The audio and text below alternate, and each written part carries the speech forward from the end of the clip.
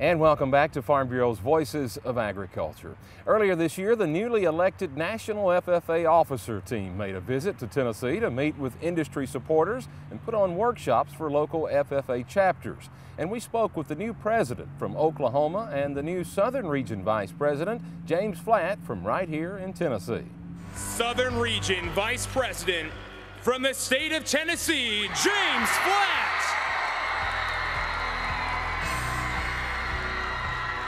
It's been a whirlwind, literally has been a whirlwind. Got to spend a little time at home with family and friends for Christmas, and now it's on the road pretty much for the rest of the year. So it's very exciting, very overwhelming at times, but the feeling of overwhelming is one that cannot be explained of how exciting that feeling is. Well, and I'm assuming, obviously, it was pretty exciting to serve as a state FFA, maybe even chapter FFA president, and then state president, and now a national officer. That's got to be pretty cool. It is. You know, and it's something that students only dream of. But the great thing about this organization is, yes, only a few people get to do it every year, but the experiences that you get just by being an FFA member are the great experiences in life. You know, some of my best times have been competing in prepared public speaking or competing in Creed when I was a freshman.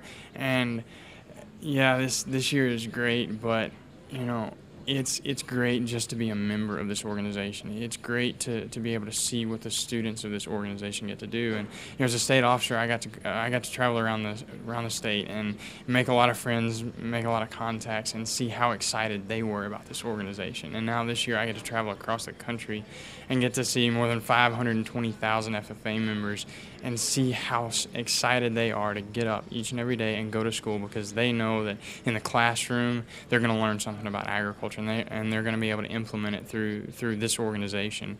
And it's just, that's a great feeling. It's an amazing feeling being able to see that from these members of this organization. When you talk to somebody off the street that doesn't know about FFA, what is it you try to point out first? Well, the first thing I try and point out is that we are the largest youth-led organization in the world with more than 523,000 FFA members. But something else I always like to point out is that we are an integral part of agricultural education, which means we are not like an extracurricular activity. We actually learn about this organization in the classroom. We learn about agriculture in the classroom, and we're able to take that out and implement it with a supervised agricultural experience project, which is more or less an agricultural project that we want to be a part of and that we want to take ownership in and earn hours and money and implement that back into not only our program but into our nation's economy. Each year, $4 billion are raised from students' supervised agricultural experiences, and it's amazing to see that. And it's amazing what students are able to learn in the classroom. And it's amazing to see what they're able to do through the FFA. You know, we have more than 24 different career development events that allow students to develop personal leadership and career success through agricultural education. And it's an awesome feeling knowing that each and every day students go into the classroom and leave learning something. Got to be pretty cool for a boy from Middle Tennessee. It is. You know, I grew up in Gladeville, Tennessee, where the one thing that we perfected to grow is rock. And so, you know, that's being able to do this, being able to travel across this country is great, because we talk about servant leadership, and this is something that my family is very passionate about, because both of my parents are missionaries, and I've done numerous mission trips with them that have opened my eyes to things that are greater than myself, a greater need, as it were. And it's great to go out and be able to serve the members of this association or this organization, even Tennessee FFA Association, because I am serving them again this year. And so being able to go out across this country and serve these members and say, I'm here for you, whatever you need, if I can do it, I will do it. And knowing that I'm doing this year, I feel like I'm continuing those missions that my parents got me involved in at a very young age. And it gives me joy to know that throughout this year I get to do that. And the 2010-2011 National FFA President from the state of Oklahoma, Riley Pagett. Give me a little of your background, where you're from and how you got interested in FFA to begin with. I'm from Woodward, Oklahoma. It's right where the Panhandle meets the rest of the state and the northwest part of Oklahoma. And my family has been there. I'm a 5th generation resident of Woodward, and we raise registered Angus cattle as well as a few acres of wheat. And my parents and I have just been surrounded by agriculture our whole lives. And I've been surrounded by FFA and the 4-H programs for all of my life.